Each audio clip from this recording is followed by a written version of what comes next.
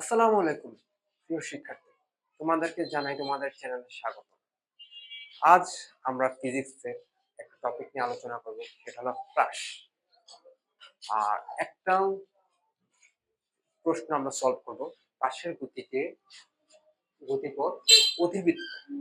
এটা আমরা কি করবো, ব্যাখ্যা করব, প্রমাণ করবো আর কি। আমাদের এটা আসে বর্ণনামূলক কোশ্চেনে। সো প্রাস জিনিসটা কি? প্রাস হলো, আমরা ক্রিকেট খেলি না, এই যে ক্রিকেট যে খেলি, ক্রিকেট খেলা যে আমাদের বল যে আমাদের ব্যাটে লাগলে তারপরে ছক্কা হয়, এটা গতিটাকেই বলা হয় প্রাস। তোমাদের নর্মালি ভাবে বলেছি। এখন যদি আমি সংজ্ঞার ভাষায় বলি, দেখো এইখানে আমার এদিকে দেখো, কোন একটা বিন্দু থেকে আনুভূমিক বরাবর যদি তির্যক ভাবে কোন একটা বস্তুকে নিক্ষেপ করা হয়, তাহলেই তাকে বলা হয় আমাদের প্রাস, বা বাংলায় বলা হয় প্রক্ষেপক। এখন দেখো প্রাসের গতিটা দেখো, এখান থেকে ক্রিকেটে দেখাও যে 6 মারলে হাইলাইটসে বা তোমার রিপ্লেতে দেখে যে এইভাবে 6 হয়। দেখেছো যে এইভাবে একটা সর্বোচ্চ উচ্চতা ওঠার পর কি তারপর আবার নিচে নেমে 6 হয়ে যায়। ঠিক আছে, এগুলি যে তোমরা ম্যাথ করবে সামনে, যে ফিল্ডার ক্যাচ ধরতে পারলো কি পারলো না, এসব দিয়ে অনেক ম্যাথ আছে। এখন দেখো এই যে গতিপথটা, এটা কিন্তু আসলে অধিবৃত্ত। দেখো বৃত্তের অর্ধেক। এখন আমাদের জানা দরকার অধিবৃত্তের যে সমীকরণটা, দেখবো এটা সমীকরণ আর অধিবৃত্তের সমীকরণটা কি মিলে কিনা। অধিবৃত্তের সমীকরণ হলো গিয়া y ইকুয়াল, আমি যে কোনো একটা ধ্রুবক ইনটু এক্স মাইনাস আরেকটা ধ্রুবক, একই হইতে পারে বা আলাদা হইতে পারে, এক্স স্কয়ার। যদি এভাবে যদি মানে, তাহলেই সেটা অধিবৃত্ত। আমি যদি একটা কোনো যদি বুঝা y সমান সমান, যদি ধ্রুবকটা যদি b ধরি, bx minus c x square, এমন যদি হয় তাহলে আমি বলবো কি এটা অধিবৃত্ত। এখন দেখো আমাদের এই চিত্রটা বুঝাইতে গেলে সবার প্রথমে দেখো আমার এখানে একটা বেগ, যে একটা আদি বেগ ছিল, যে বেগে আমি কি করছি, প্রাসটাকে নিক্ষেপ করছি। এখন নিক্ষেপ করলে তার দুটো উপাংশ হয়, একটা নিচের দিকে, একটা এই দিকে। ঠিক আছে, এখন যে এইদিকে যে উপাংশটা হয়, এটাকে আমি যদি লিখি, দেখো এইখান থেকে এতটুকুর মান কিন্তু আমি বলতে পারি বি। ঠিক আছে, আমি ওই সাইডে সরে গেলাম তোমরা দেখার জন্য। ভি এক্স অক্ষ বরাবর বেগ ভি এক্স নট সমান সমান, আমরা জানি যে যখন ভেক্টর করছি, ভেক্টরের সময় আমরা জানি উপাংশ যদি এরকম যদি কোনো একটা ভেক্টর যদি থাকে, তার দুটো উপাংশ যদি হয়, একটা এদিক একটা এদিক, যদি অবশ্যই দুটো 90 ডিগ্রি হতে হবে। আর কোণ যদি হয় থিটা, আর এটা যদি আর হয়, আর এতটুকুর মান যদি এক্স, আর এতটুকুর মান যদি আমার ওয়াই হয়, তাহলে এক্স সমান সমান আমরা আর cos থিটা, আর y সমান সমান হলো r sin থিটা। ঠিক এখন এখানে তো সেম একই কাজ করব। দেখো যেহেতু এটা x অক্ষ বরাবর কোণ করছে, তাহলে আমি এখানে বলতে পারি v নট, কি লেখা যায়, cos থিটা, মানে আদি বেগটা যে x অক্ষ বরাবর, আর y অক্ষ বরাবর যে এখানে যে হইলো, এটাকে আমি বলতে পারি v y নট সমান v নট sin থিটা। ঠিক আছে, এটাই আমি এখন এখানে লিখব। দেখো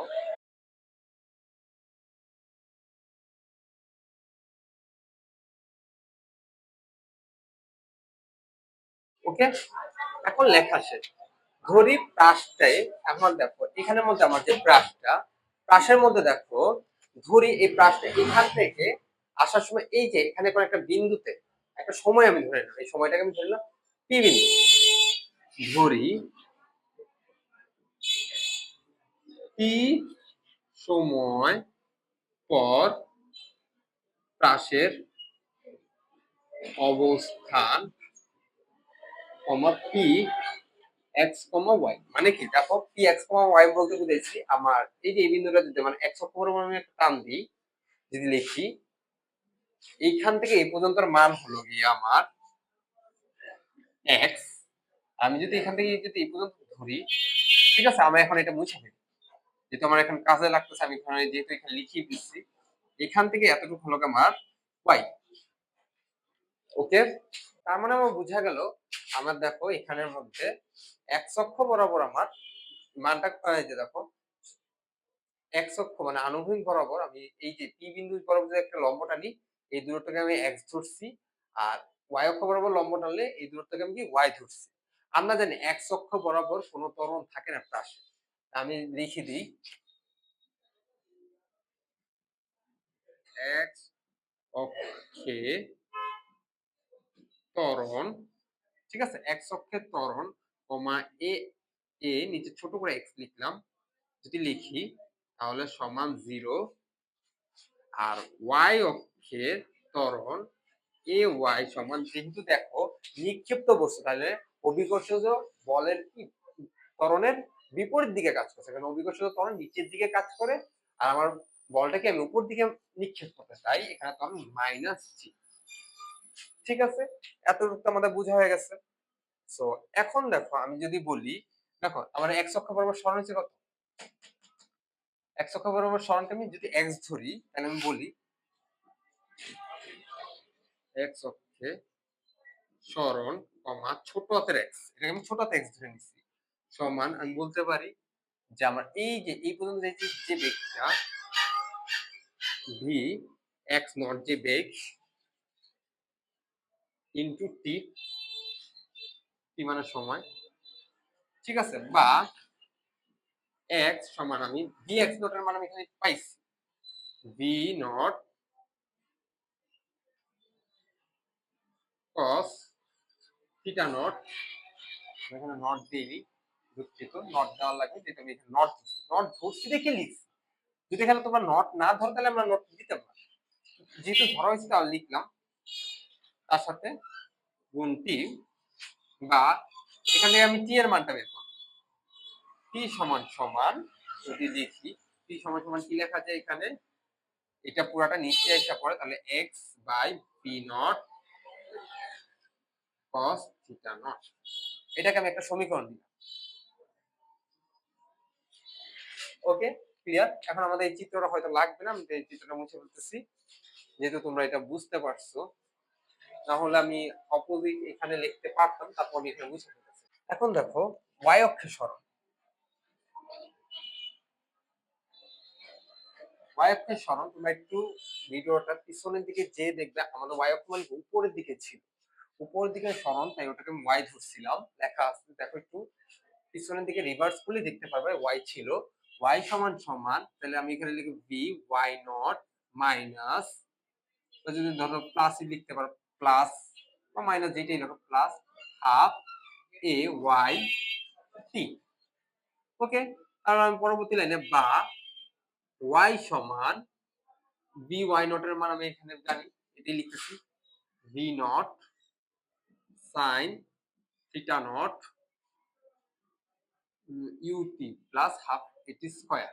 ওকে, লিখলাম u t plus half a t square, তাহলে চলো তার সাথে গুণ টি প্লাস হাফ, এ ওয়াই এর মান ছিল minus g into t square.